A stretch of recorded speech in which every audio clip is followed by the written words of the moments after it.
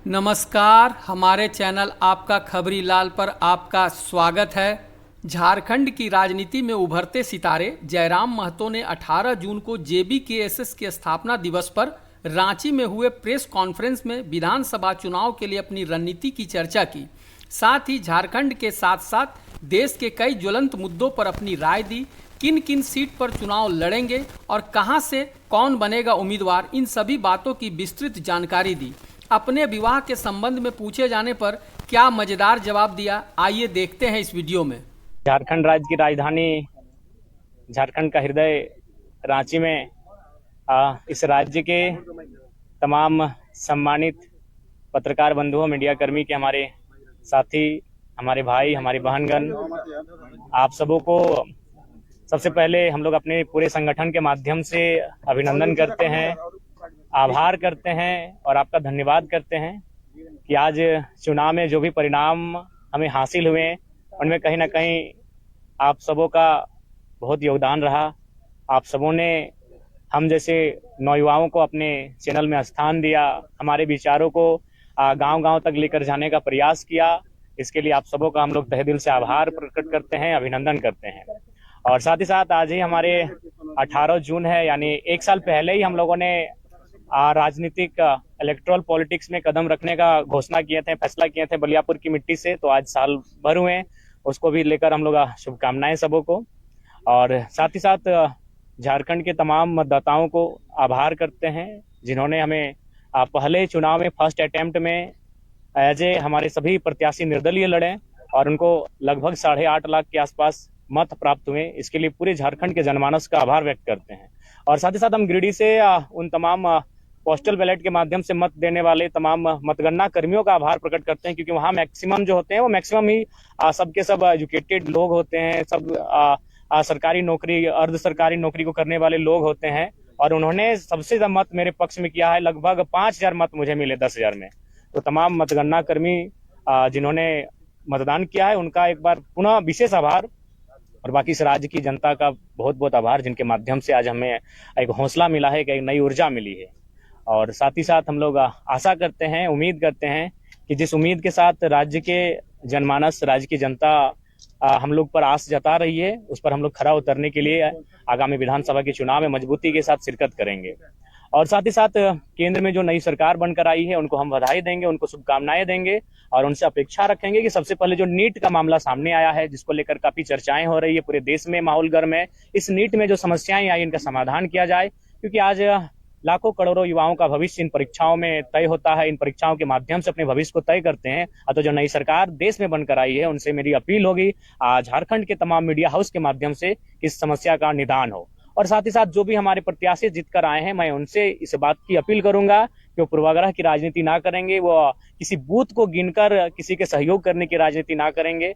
मैं उनसे ऐसी अपेक्षाएं रखता हूं और इन्हीं शुभकामनाओं के साथ मैं झारखंड के आने वाले विधानसभा चुनाव के लिए तमाम राज्यवासियों को संदेश देना चाहता हूं कि इस बार ऐसे युवाओं का चयन करें जो राज्य के हित के साथ लड़ाई जो चली आ रही है उसको विराम लगाते हुए एक बेहतर नीति बनाई जा सके। आपकी सवाल। तो आप लोग विधानसभा में क्या रणनीति है आप लोग चुनाव लड़ने का? देखिए, विधानसभा के चुनाव हम लोग प्रयास करेंगे कि बहुमत की सीटों पे लड़े। यानी मान के चलिए हम लोग 8 लोकसभा की सीटों पे चुनाव लड़े थे, तो 8 6 48, शायद चतरा और हजारीबाग में 5-5, यानी 46 सीटें तो हमारे अंडर आ ही रही हैं। तो उन 46 सीटों पे तो लड़ना ही है। उसके बाद हम लोग जमशेदपुर में प्रत्याशी नहीं दिए थे, खूंटी पे नहीं दिए थे, गोड्डा में नहीं दिए थे। तो हमें लगता है इन 3 लोकसभा में हम लोग जाएंगे, वहाँ हमारे वोटर्स हैं, वहाँ हमारे कार्यकर्ता हैं।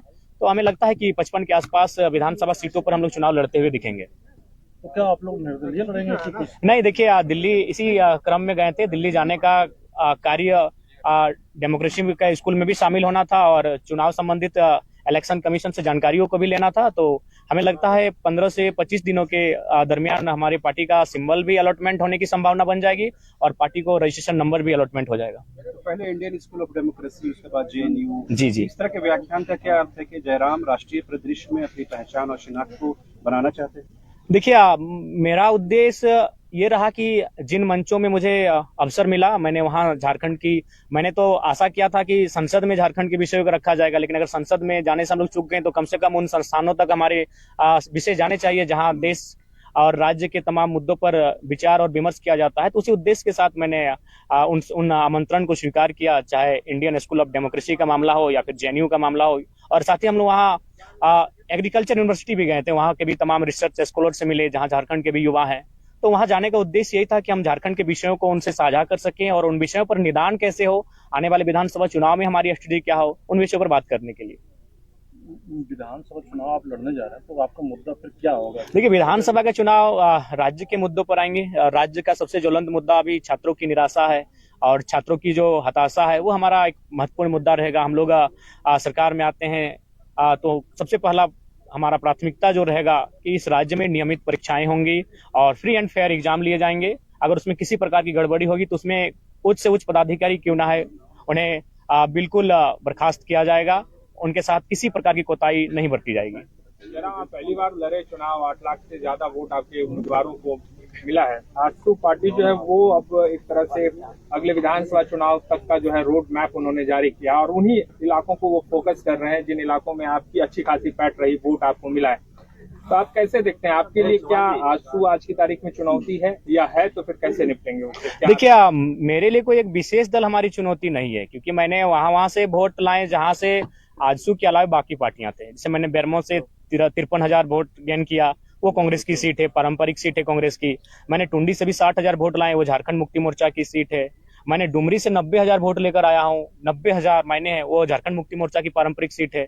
तो ऐसा नहीं है, किसी एक दल से हमारी लड़ाई नहीं है, हमारी लड़ाई एक विचारधारा की है। और ये जो फिलहाल जो पॉलिटिक्स कर रहे हैं उससे जनता कहीं ना कहीं कट रही है। हाँ, नो डाउट हमें समय लगेगा, लेकिन आने वाले दिनों में झारखंड के पॉलिटिक्स में हम लोग बेहतर स्थिति में होंगे और एक बेहतर क्षेत्रीय पार्टी के रूप में होंगे। अकेले लड़ेंगे आप?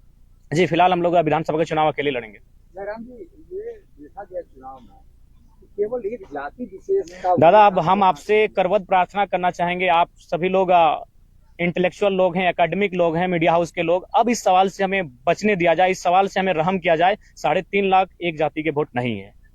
आप एक एक बूथ को सर्वे कर लीजिए, एक एक गांव, एक एक पंचायत का सर्वे कर लीजिए, 3.5 लाख वोट एक जाति के नहीं है। हाँ, ये सच्चाई है।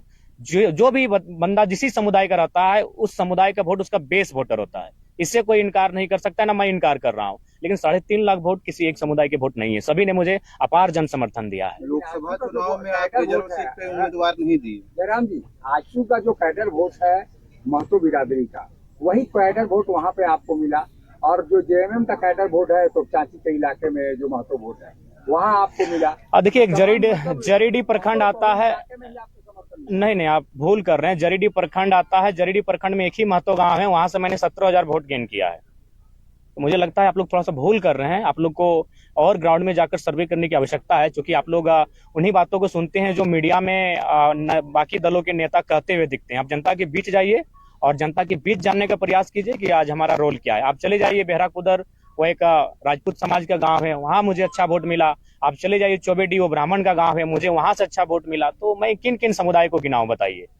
हर एक समुदाय ने मुझे अच्छा मत दिया है। तो इसीलिए कृपया अब कम से कम 2 साल बाद मैं आपसे आग्रह करता हूं कि इस विषय को विराम दीजिए एक जाति का लेकर। आज हम लोग जिन विषयों पे बात कर रहे हैं, ये विषय तो देश स्तर के विषय हैं, ये विषय राज्य स्तर के हैं, और वो नेता हमारे वहाँ चुप रहते हैं। तो मैं जिन विषयों पर लड़ाई लड़ रहा हूँ, जिन विषयों पर मैं रिजल्ट हासिल कर रहा हूँ, ये पूरे राज्य के विषय हैं।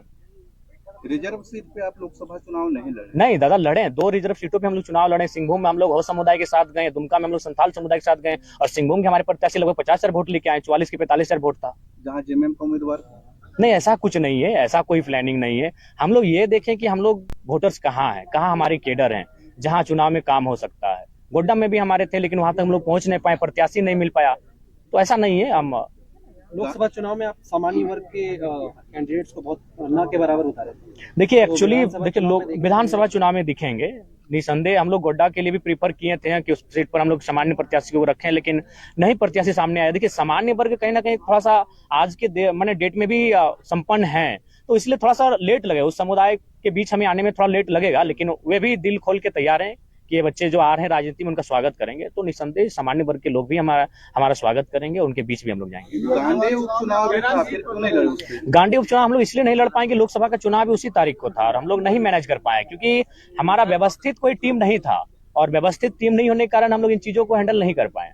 एक अच्छा मौका था क्योंकि आपके समर्थक आपको मुख्यमंत्री के तौर पर देंगे। देखिए मैंने शुरुआत में ही कहा था, यहीं पर मेरा प्रेस कॉन्फ्रेंस था और आपके बीच ही मैंने कहा था कि मैं लोकसभा का चुनाव अपनी मर्जी से लड़ूंगा और गिरिडीह लोकसभा को मैंने प्रीफर किया था, धनबाद लोगों की मांग थी, लेकिन विधानसभा का चुनाव हम लोग प्रयास करेंगे कि जनता की राय के आधार पर लड़ेंगे। तो फिलहाल तय नहीं हो पाया, लेकिन उम्मीद है कि यह बहुत जल्द तय हो जाएगा और कि विधानसभा का चुनाव हम कहाँ से लड़ें। जयराम जी, युवाओं को काफी आपसे उम्मीद है और वो लोग शिक्षा को लेकर, जैसे पेपर लीक हो रहा है उसको लेकर आपसे काफी उम्मीद रखते हैं और क्योंकि आप चुनाव लड़ चुके हैं तो आगे की क्या रणनीति होगी आपको? सदन के भीतर या तो सड़क में धरने के माध्यम से, तो हम लोग अगर सदन में नहीं तो सड़क से तो लड़ाई लड़ ही रहे हैं, सड़क से तो लगातार अपनी आवाज को बुलंद कर रहे हैं। हमारा जो सामर्थ्य है उन चीजों पर हम लोग कभी पीछे नहीं हटे, हम लोग कभी भी आवाज उठाने से, यहाँ तक आज मेरे ऊपर भी 13 एफआईआर है, एक भी व्यक्तिगत एफआईआर नहीं है। एफआईआर क्यों मिला है? ना किसी कंपनी में धरना देने के लिए, किसी को मुआवजा दिलाने के लिए, किसी को नियोजन दिलाने के लिए, तो ऐसा नहीं। हम लोग तो जनता के लिए अपना सर्वस्व निछावर कर चुके हैं। उतना छोड़िए, आज हम लोग घर का दृश्य नहीं जानते कि मेरे घर का दृश्य क्या है। घर में न जाने कितनी प्रकार की घटनाएं घटी, लेकिन हम लोग घर तक नहीं जा पाए, घर तक कदम नहीं रख पाए। हम लोगों ने सब कुछ अपना झारखंड को ही परिवार माना है, झारखंड को ही अपना घर माना है और पूरे झारखंड वासियों के लिए हमने अपना सर्वस्व निछावर करने का प्रयास किया है। जयराम जी लगातार बोलते हैं कि पैसा वाला हम लोग नहीं है, तो आप लोग कैंडिडेट्स का नाम घोषणा कब कर रहे हैं? क्योंकि जो विधानसभा चुनाव है उसमें समय देखिए, सबसे पहले बात मैं आप सबों से भी एक बार आग्रह करूंगा, क्योंकि आप लोग का प्यार मिला, इसके लिए हम लोग हकदार भी थे, क्योंकि झारखंड के माध्यम से हम लोग देश की पॉलिटिक्स को भी एक अच्छा संदेश दिए कि हम लोग बिना पैसे की पॉलिटिक्स किए, तो एक बहुत सुंदर संदेश गया है। आसान नहीं है कि आप बिना पैसे से 8 लाख वोट गेन करते हैं। ये फिलहाल आज के दौर में 21वीं सदी में जिस प्रकार आज देश का माहौल है, उस माहौल में आप 8 लाख वोट बिना पैसा खर्च करके गेन करते हैं, तो ये कहीं ना कहीं बहुत बड़ा संदेश है, एक सकारात्मक संदेश है भारत के लोकतंत्र के लिए। और उस हिसाब से मैं सभी का धन्यवाद देना चाहूंगा। और बिल्कुल हम लोगों ने कहीं भी मैं अगर अपने गिरिडीह लोकसभा की बात करूं तो 2200-2300 के आसपास बूथ हैं, उनमें हमको लगता है 1200 से 1300 के बीच ही हमारे एजेंट बैठ पाए थे। 1000 बूथों पे हमारे एजेंट भी नहीं बैठ पाए थे, लेकिन वहां से हमें अच्छा वोट मिला है, तो एक तो बेहतर संकेत हम लोग दिए हैं। जयराम जी, बीजेपी की ओर से डॉक्टर हेमंत बिस्वा पूरा देश देखिए 2 खेमे में बटा हुआ है, या एनडीए के साथ या इंडिया के साथ।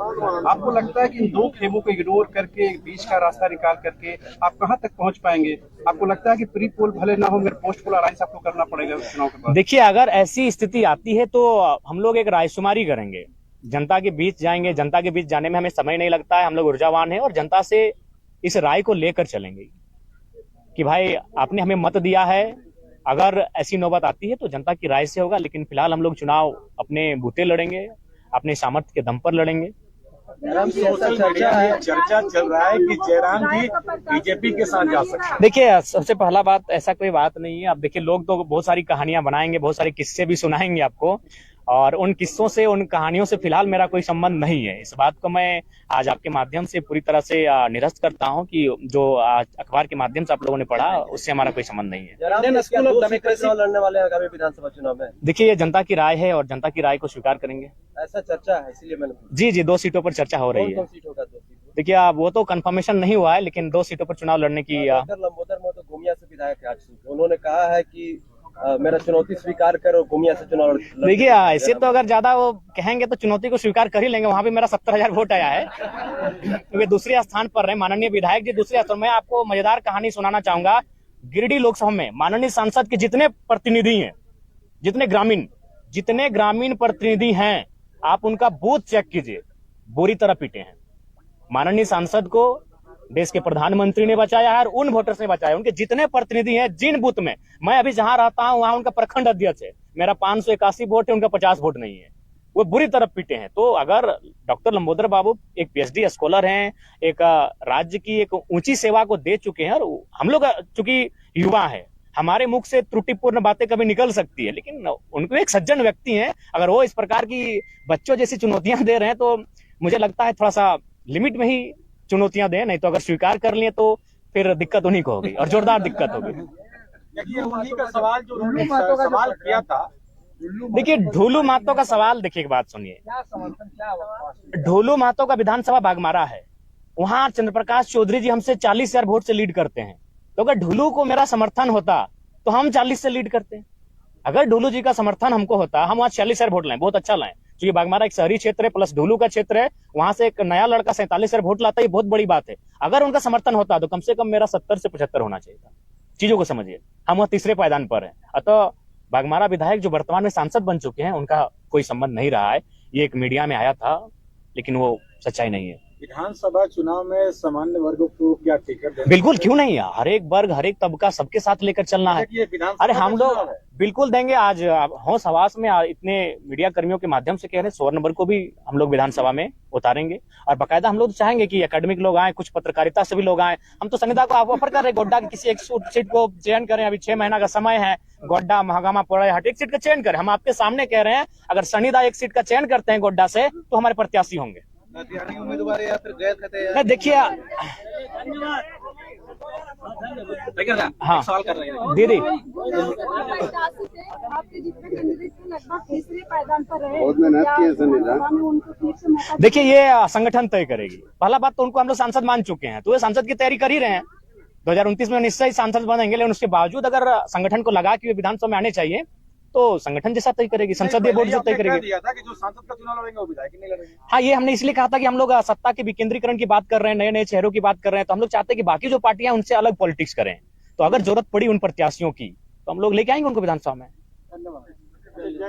जयराम जी, एक photo Indian school of democracy में आपका वायरल होता है, विधायिका अंबा प्रसाद। देखिए, आप देखिए, सबसे पहला बात है, बातचीत हुआ उनसे आपका? नहीं, ऐसा विशेष नहीं। आप झारखंड की विधायक हैं और मिली तो भाई झारखंड से बाहर हैं तो अपनत्व का भाव है, मिले उनसे, ऐसा बात नहीं है। लेकिन वो उनका भी निमंत्रण था, वो तो वहां जाने के बाद पता चला कि उनको भी निमंत्रण है। पीछे सवाल है हाँ। कि हार गए आप, ठीक है, फिर भी जाते जाते बहुत बड़ा संदेश दिए, लेकिन आपने समीक्षा किया, हाँ। कारण आपको क्या लगा?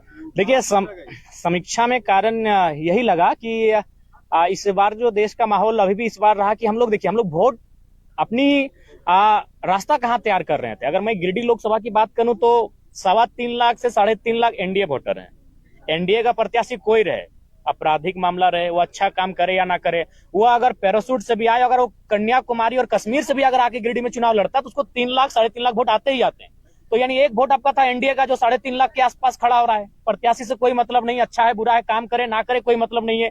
और ठीक उसके उल्टा भी 3 लाख वोट खड़ा है कि हम एनडीए को नहीं देंगे।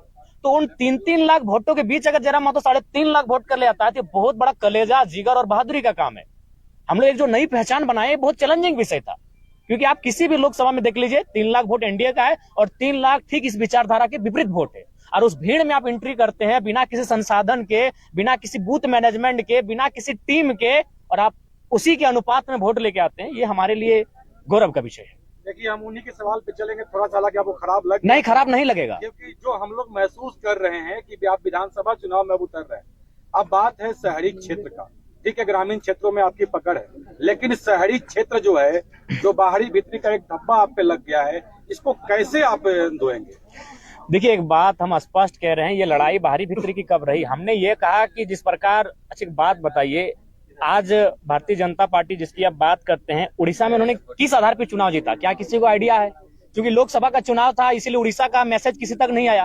भारतीय जनता पार्टी ने किस बेस पे उड़ीसा का चुनाव जीता? अभी कहां 5 बार के सीएम पटनायक जी 5 बार के काबिल सीएम को पटकनी दिया, क्या आधार था? पांडियन, बीके पांडियन, जो कह सकते हैं कि चूंकि ये तो विवाहित शायद नहीं है माननीय मुख्यमंत्री, मुझे उतनी जानकारी नहीं, उनका बच्चा शायद नहीं है, तो उनको एडॉप्ट कर रहे थे एज ए सीएम। पांडियन कौन है? साउथ के हैं। बीजेपी उड़ीसा में क्या नारा देती है कि साउथ इंडियन उड़ीसा में नहीं चलेंगे, तो हम भी वही चाहते हैं कि कोई भी पूरे भारत के लोग यहाँ आए, अपना व्यवसाय करें, रहे, खाएं, लेकिन नेतृत्व झारखंड के मूलवासी करेंगे। यही बीजेपी का नारा है। पब्लिक जनता को लेके आप क्या? जनता को हम स्पष्ट कहेंगे, बिल्कुल। आप ये जो भाव उत्पन्न हो रहा है, क्योंकि हमारे भी लोकसभा में ये आया था कि जयराम जीतेगा तो आपको बस में बैठ के घर जाना होगा, बिल्कुल ये गलत बातें हैं। आप जहां रहते हैं, वहां आप जिस नौकरी को करते हैं, आप जहां लीगली तरीके से रहते हैं, स्वागत है आपका। हमारे लोग भी लगभग 16 से 18 लाख लोग प्रदेशों में रहते हैं, ऐसा नहीं है ये केवल भ्रम है। लेकिन हाँ, नेतृत्व का अवसर इस राज्य के लोगों को मिले, ये सबको स्वीकारना होगा। टाइगर साहब, एक सवाल है, गोमिया विधायक लंबोदर महतो बोल रहे हैं कि आप झारखंड मुक्ति मोर्चा के हिसाब पे काम करते हैं। अच्छा, तो झारखंड मुक्ति मोर्चा के इशारे पे काम करते हैं, तो डुमरी में हमको 90,000 वोट कैसे आता? एक पीएचडी वाले व्यक्ति अगर इस प्रकार के बयान दे रहे हैं तो हमको लगता है उचित नहीं है। टुंडी में हमको 60,000 वोट फिर कैसे आ जाता? बेरमो जो महागठबंधन का सीट है, वहां हमको 50,000 वोट कैसे आता? उपचुनाव में JBKSS सीट में? नहीं, हमने स्पष्ट कहा है कि हमारा पहला चुनाव किसी की मौत पे नहीं लड़ेंगे। वहां स्वर्गीय जगन्नाथ महतो की मृत्यु हुई थी और हम लोग पहला चुनाव शुरुआत किसी की मौत से करें, ये हमारा, चूंकि हम लोग सिद्धांतिक पॉलिटिक्स करेंगे, चुनाव हार जीत से ऊपर। अगर हम लोग को केवल चुनाव ही फोकस होता तो मैं आपको बताना चाहूंगा, एक पार्टी ने तो हमको यहाँ तक कहा था कि अगर आप नहीं लड़ेगा तो देवेंद्र जी को मना दीजिए, आप एक लड़का हमको दे दीजिए चुनाव लड़ने के लिए, हम लोग को प्रत्याशी नहीं मिल रहा है। तो अगर हम लोग को सांसद बनना होता तो आज जयराम महतो के साथ आप नहीं बैठे होते, आज सांसद जयराम महतो के साथ आप बैठे होते, क्योंकि मुझे भी आइडिया है कि किस सीट को कौन निकाल सकता है। दोनों दलों ने हमें सीधा ऑफर दिया था, एकदम सीधा, दिल्ली से डायरेक्ट टेलीफोन था, एक से हमारा 18 मिनट टॉक हुआ था, एक से 4 मिनट 45 सेकंड टॉक हुआ था कि आप लड़िए हमारी, और ऐसा नहीं कि आप एक सीट से, क्योंकि हमने नेता नहीं रहे भैया, जनता का आशीर्वाद है, हम लोग जननेता हैं, किसी सीट से चुनाव लड़ने का मादा रखते हैं, 4-5 सीटों से चुनाव लड़ने का मादा रखते हैं। और उन्होंने वही ऑफर दिया था कि आप गिरिडीह से लड़िए, आपका मन हो धनबाद लड़िए, आपका मन हो आप रांची चले आइए। एजेंडे से भी आप नहीं उतरे? देखिए, नहीं, हम लोग हार जीत से ऊपर की पॉलिटिक्स करने के लिए आए हैं, कोई मर्ज नहीं करेंगे दादा। पोस्ट अलायंस पर जनता के राय के बाद हम लोग सोचेंगे, लेकिन मर्ज कहीं नहीं होगा, क्योंकि हम लोग एक ऐसी पॉलिटिक्स कर रहे हैं कि जहां हम लोग रुकेंगे आने वाली पीढ़ी वहां से स्टार्ट करेगी। देखिए, पहले बात, अभी गिरिडीह अभी भी आप जाके देखिए, आप देवेंद्र दा का जहां कैंपेन वहां जाके देखिए, आज भी लोग अपने घरों में चावल इकट्ठा करके रखे हैं, आज भी लोग अपने घर में आलू और प्याज इकट्ठा करके रखे हैं। उस विश्वास का कत्ल नहीं होगा दादा। चुनाव हार जाएंगे, क्या होगा? यहाँ जीने के लिए कोई थोड़ी आया है, लेकिन उन भरोसे के साथ उन भरोसे का कत्ल नहीं किया जाएगा। हम लोग सिद्धांतिक पॉलिटिक्स करने आए। बोले तो अगर हमको अपनी महत्वाकांक्षा होती, हम संसद में होते, आज हम संसद में होते। जब 3.5 लाख वोट हम अकेले ला सकते हैं, अपने दम पर ला सकते हैं, तो दोनों पार्टियां हमें टिकट कर रही थी। आराम से एनडीए और यूपीए को चयन करते किसी सीट से और निकल जाते, संसद भवन में कमरा भी मिल जाता और झारखंड की समस्याओं को उस पार्टी से रख देते।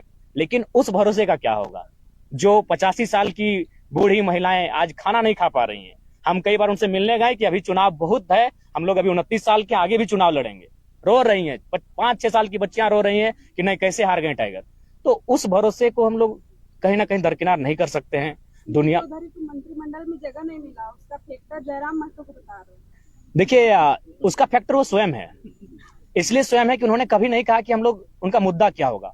उन्होंने एक ही चीज कहा कि जयराम से ऊपर है राम, और स्वाभाविक है, हम लोग इंसान है, राम जी हमसे ऊपर हैं, लेकिन क्या भगवान राम के नाम पर चुनाव लड़ना चाहिए?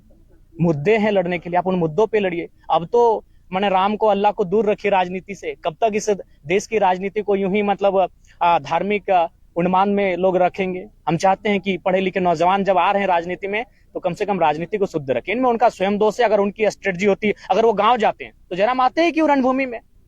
अगर आज माननीय सांसद महोदय गांव जाते हैं, लोगों के बीच बैठते हैं, तो जयराम महतो क्यों आते हैं? 29 साल का लड़का, जिसका अभी तक आज 1 साल हम लोग का पूरा हो रहा है, पार्टी का हमने निर्माण किया हुआ, 1 साल में यहाँ तक कैसे आता मैडम, बताइए? कहीं ना कहीं उनकी खामियां हैं, उनको बोलिए।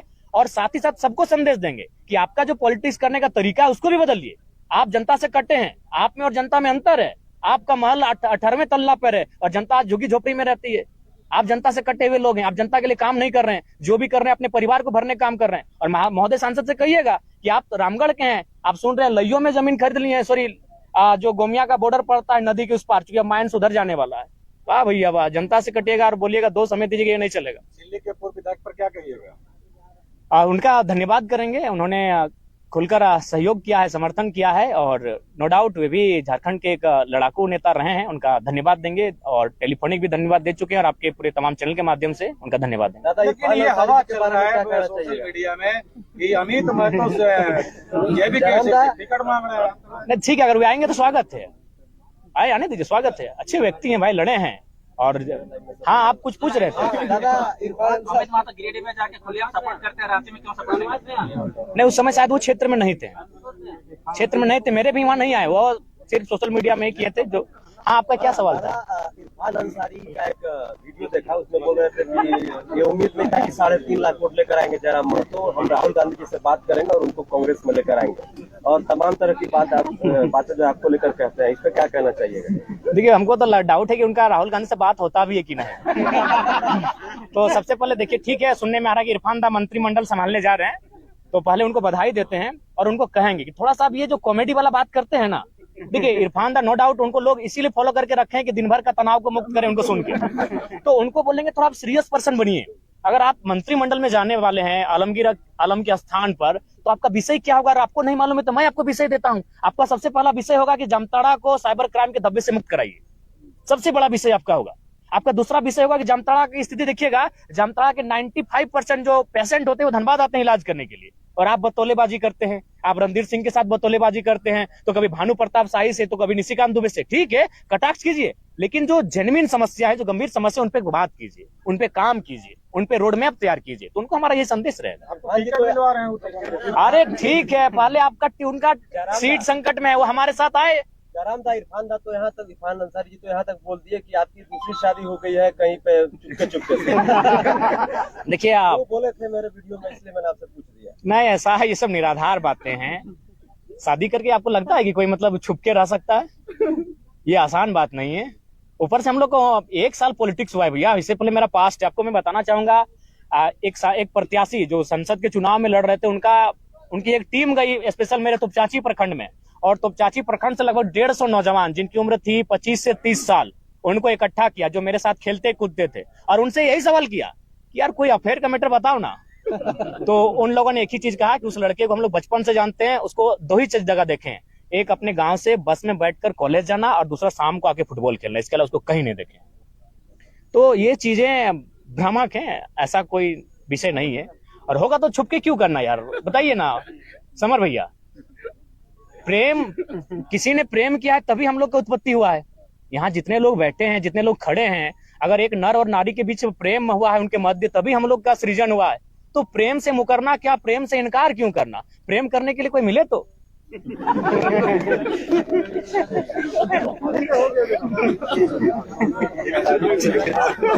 आगे बोलिएगा।